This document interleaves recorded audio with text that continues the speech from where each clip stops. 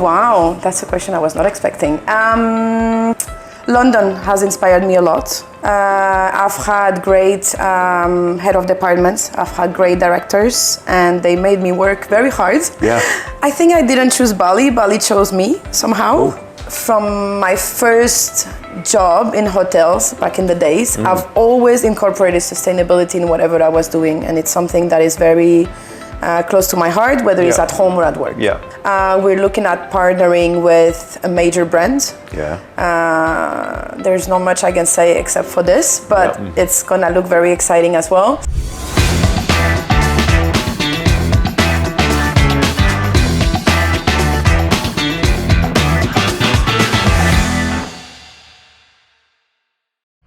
Hello everybody, welcome to another podcast with Geonet Properties. Today is about property management. Property management is a very, very vital part of an investor's dream, an investor's path, and the partner literally for an investor. And we've got a very special guest, Miss Emilie Sibourg. Welcome. Hello, thank you, Mark. Thank you for having me. It's my pleasure to invite all of our listeners now to listen to somebody who's at the top of their game, because you are, by no stretch of the imagination, a lifetime property manager. Thank you. Is that right? I guess so, if you say so. Yeah, because you've got, as I know, and I've done not only research, but we've been working together and consulting with each other for about a year almost. Yeah, almost a year. Yeah. Coincidentally, the Barabban Luxury Loft Hotels is the baby of Miss Emilie Sibourg and the Pertama Property Management Company.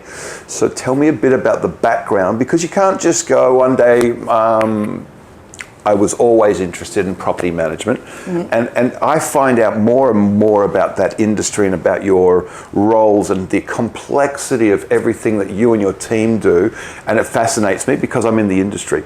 But you've learned somewhere from someone. There is a key person in your life. A lot of someones. A lot of someones. Yeah. Mention some of those someones that inspired you to go down this path. Oh, wow. That's a question I was not expecting. London has inspired me a lot. Wow. London, mainly. I've had great head of departments, I've had great directors, and they made me work very hard. Yeah. My first job in London with Errol was one of my managers. He was the front office manager. Probably the toughest manager I've ever had, but also the one that taught me the most. Right.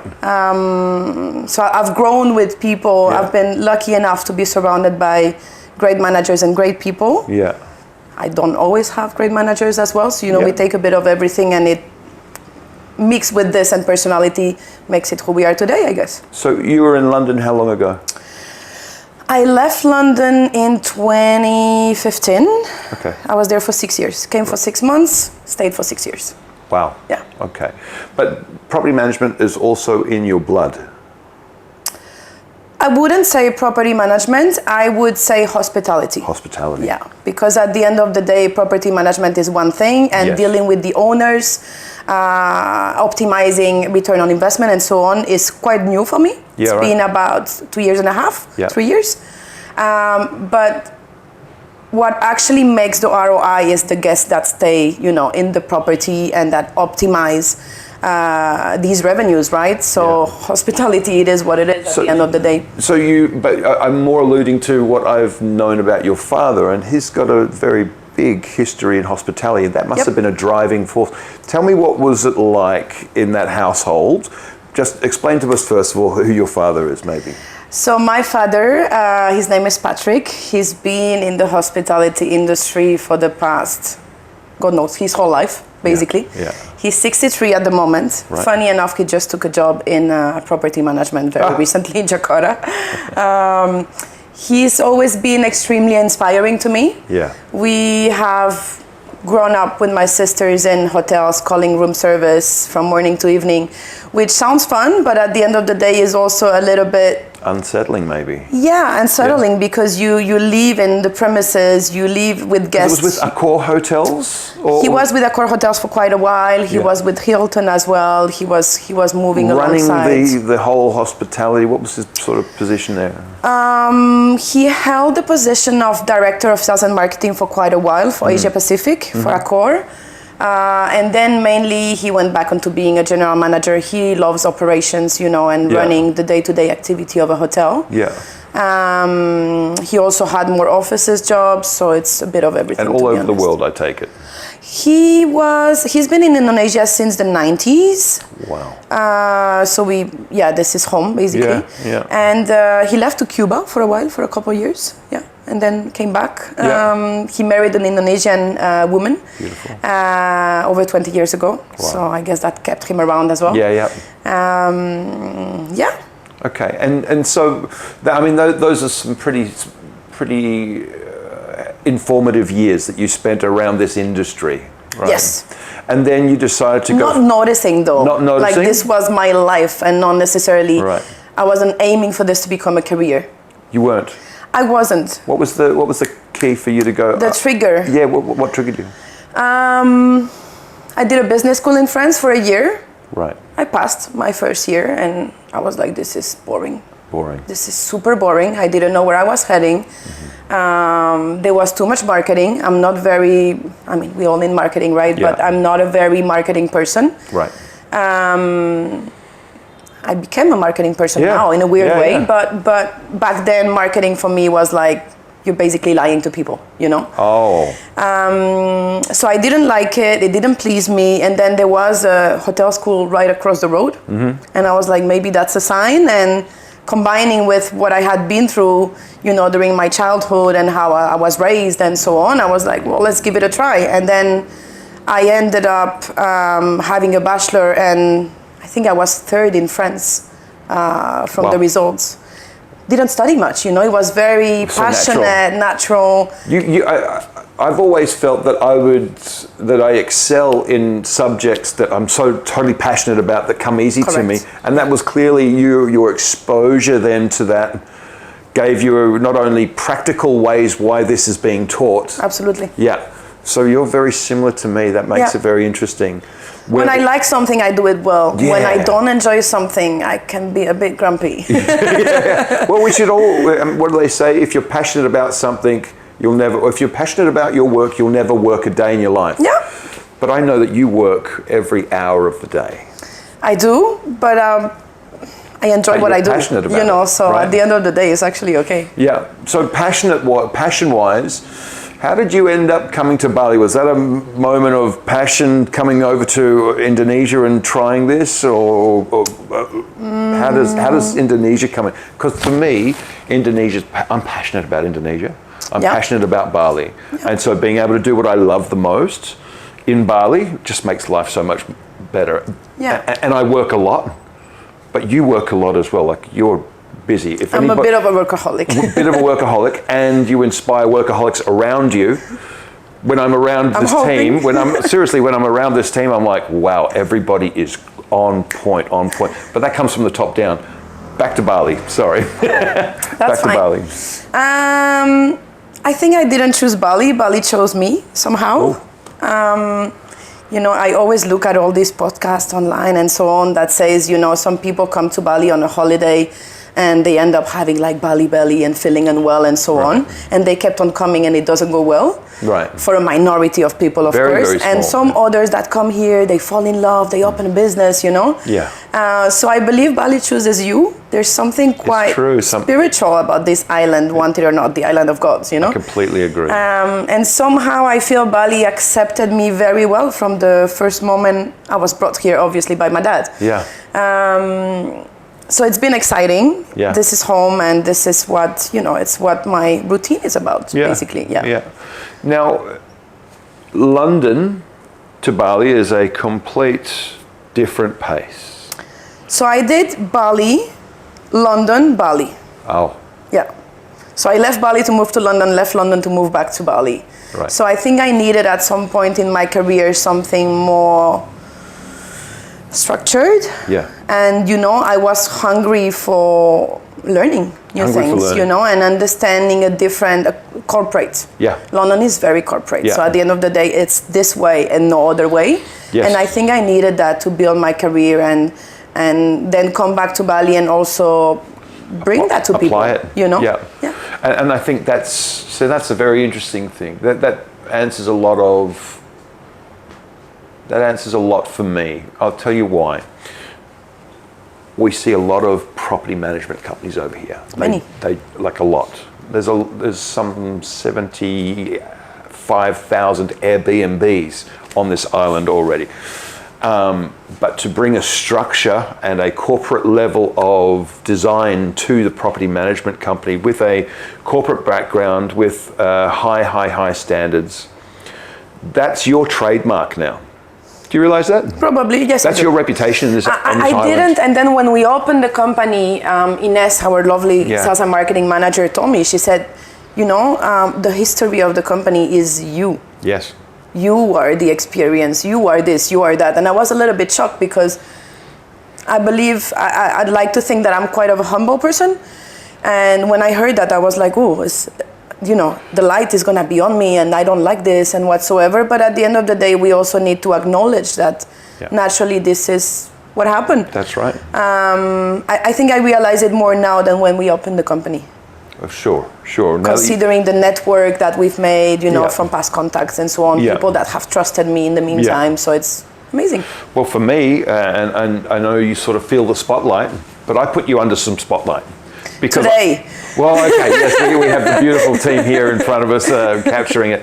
But I put you under spotlight and I needed to know everything I could possibly about you professionally, because I'm enjoying the fact that I have your story to lean into when it comes to the professionalism for my investors dealing with a top level of property management.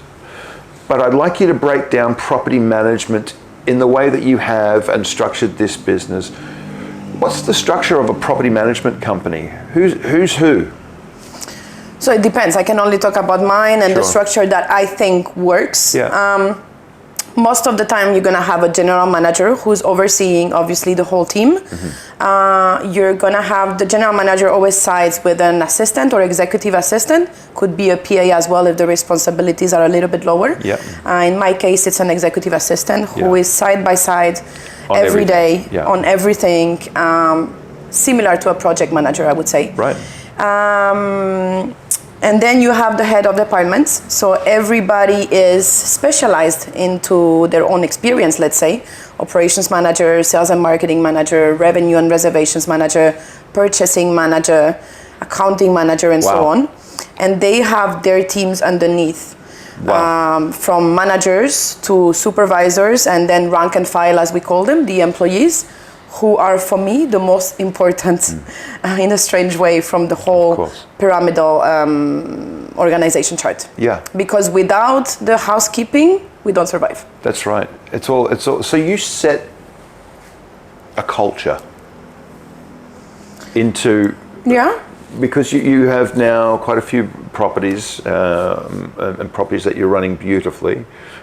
We get amazing feedback from all of your tenants or from your guests, but also from the investors. So it's beautiful. But you set a culture.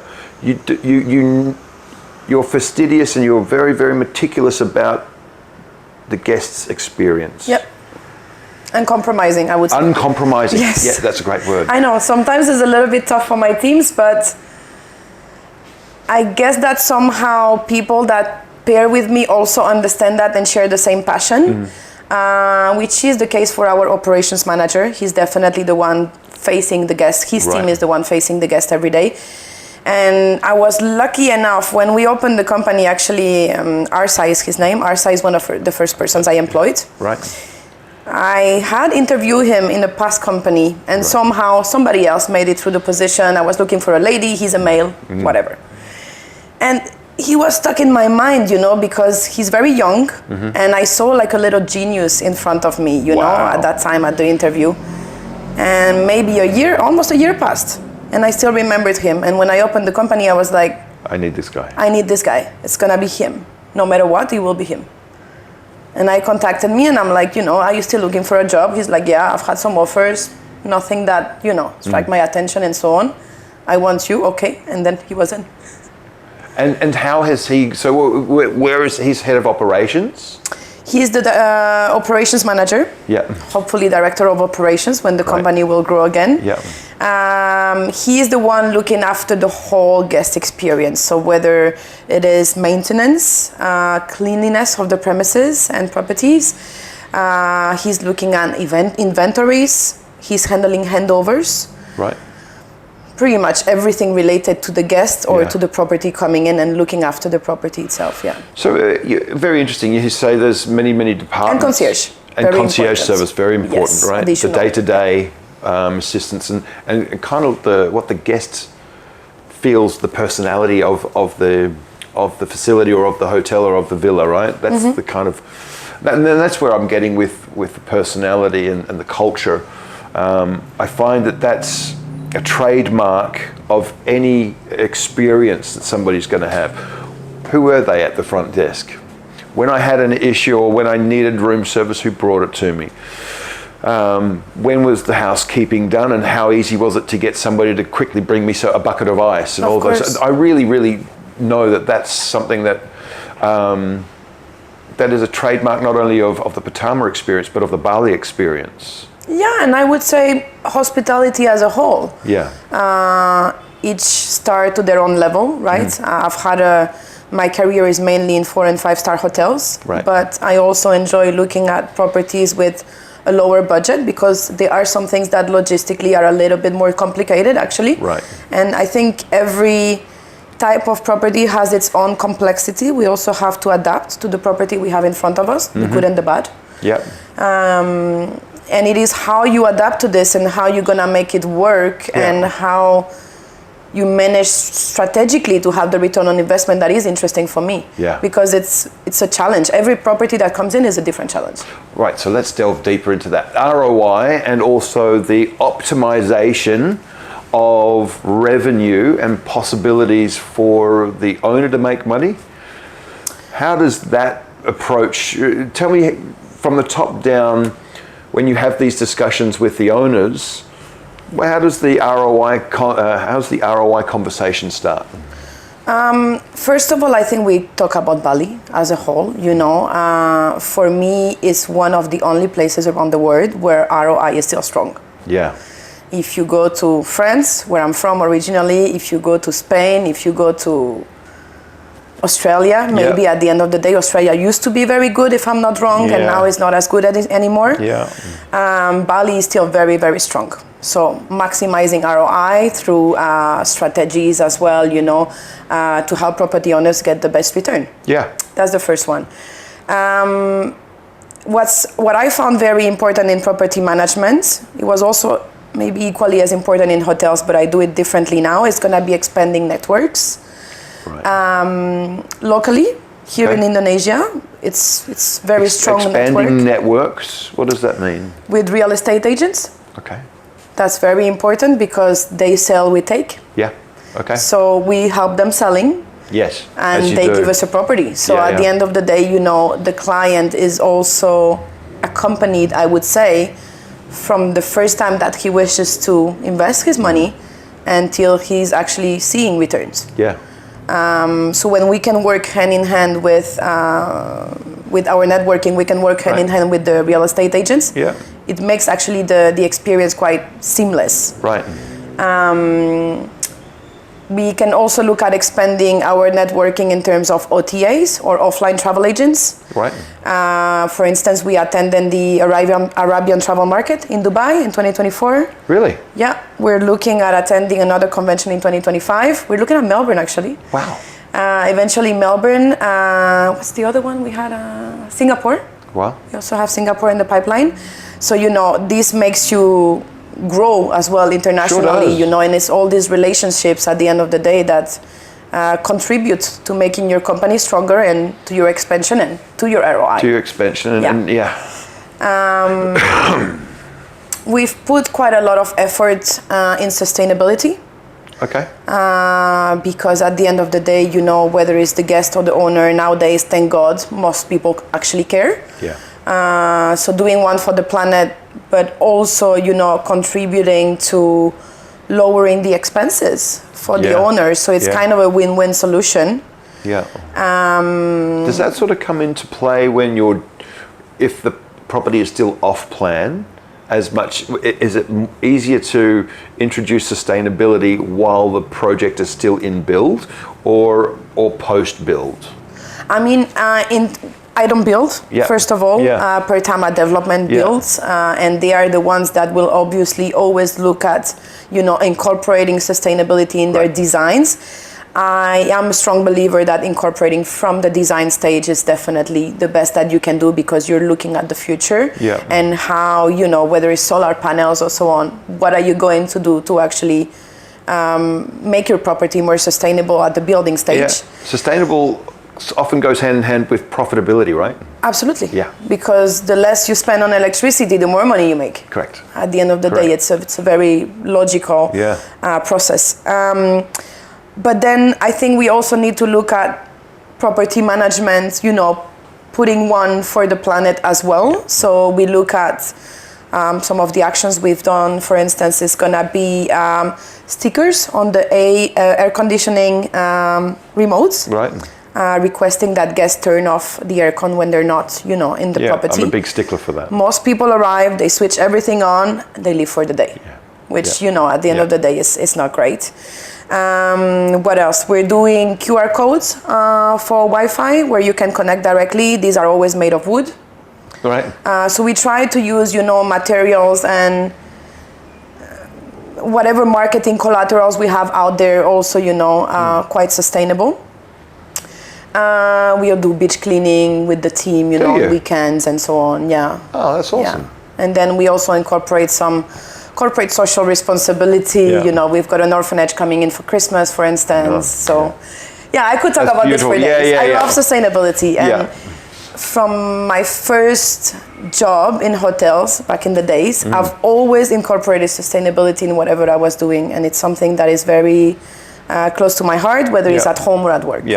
Okay, beautiful. I wanted to go back to just quickly because there are different levels. For those who are tuning in, there are different levels of property management. There's your Airbnb host, then there's super hosts, and then there's people who have maybe one or two people that they have on their staff.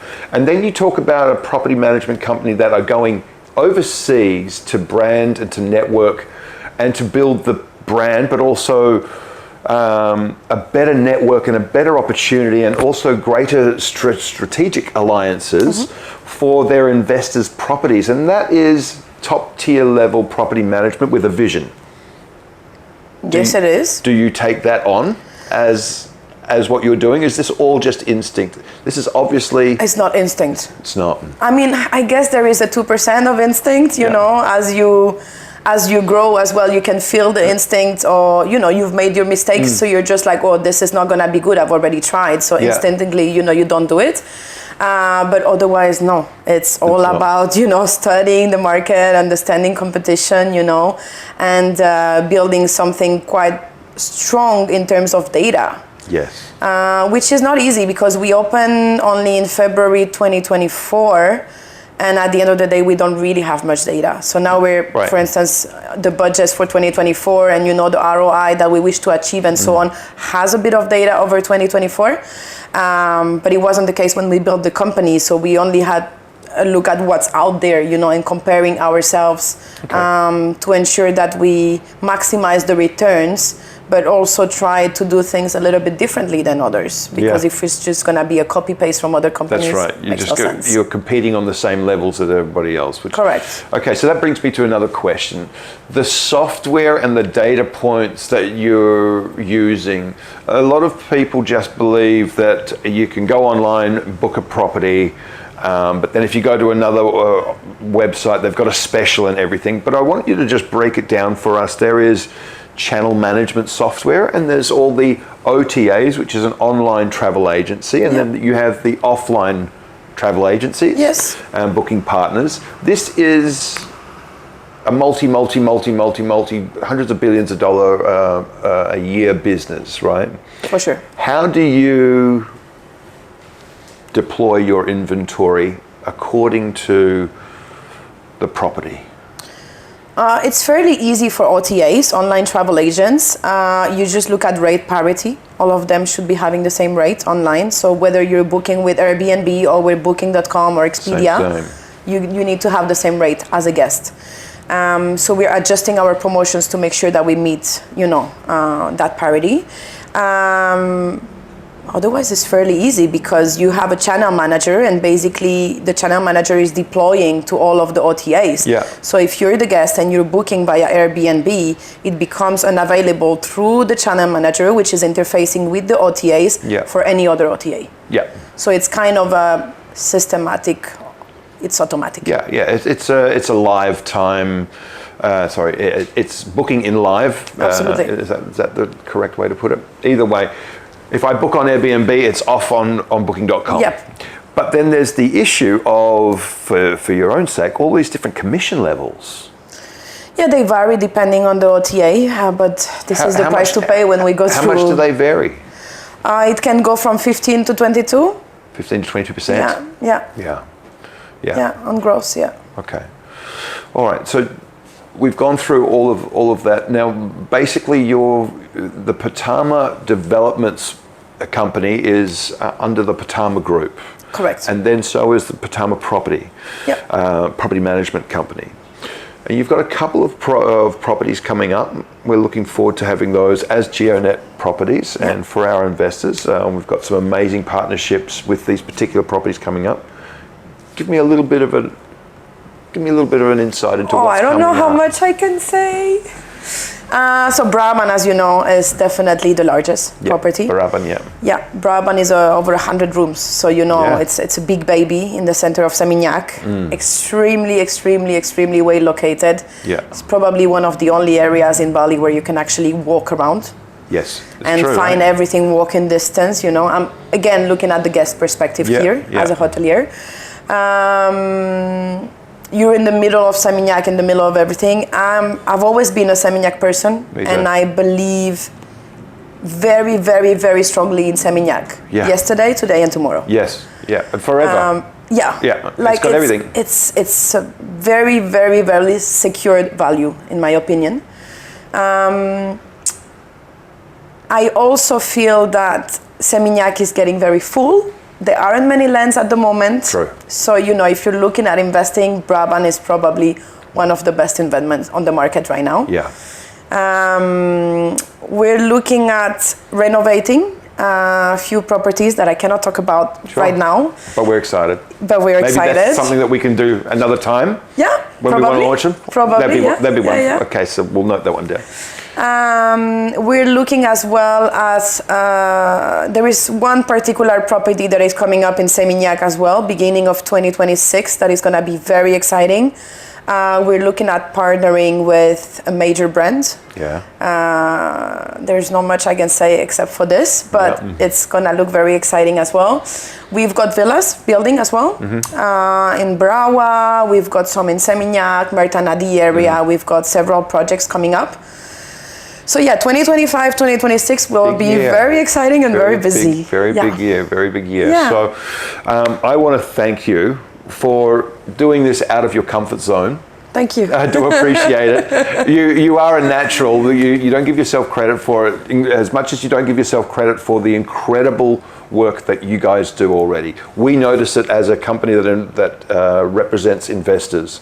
And when I come to you and I have questions that my investors haven't maybe asked me yet, but I'm already asking, you guys fire back so much value for us, and it shows that you're ready for the investor's viewpoint, and you're ready to add an incredible level of professionalism to the investments part of your property management company. And that for us makes we have this real relationship with our investors, and we're handing those investors and their relationship to you. So these are my babies, and I know they're in good hands with you, and I feel that, especially from all of the team, and it's a match made in heaven, Pertama and Geonet. Now we're just up the road from you. I haven't been to your office yet, but I was told it's amazing. You've got to come. I will. But for all of our investors, these are our babies. Of course. When I say that, not from any other point of view other than we care about them, and I know you care about them as well. And so the Brabant is just a sensational project. It's matched. It's over it's overachieved already on the amount of upgrades that the Pertama Development Company have included with it. And I know that that's your legacy as well. Absolutely. Yeah. So thank you so much. Thank you. Thank you so much. Thank you for having me. Yeah, I really appreciate it too. So I just want to say thank you again to Emilie, and for all of you that are maybe wanting to go down this journey of investing into Bali. We've made sure that we're in a network of absolute winning partners. As you can see from today's guest, they take everything very, very personally, and they take your finances very personally, and it is scientific, and we believe in the data as well, but we also believe in making sure that your strategy meets the passion of those of the partners that are around us. So from both Emilie and myself and Geonet, please tune in again, because we want to bring this type of opportunity to learn from the masters and learn from your strategic partners in your investment every day. Thanks again for tuning in. Appreciate you.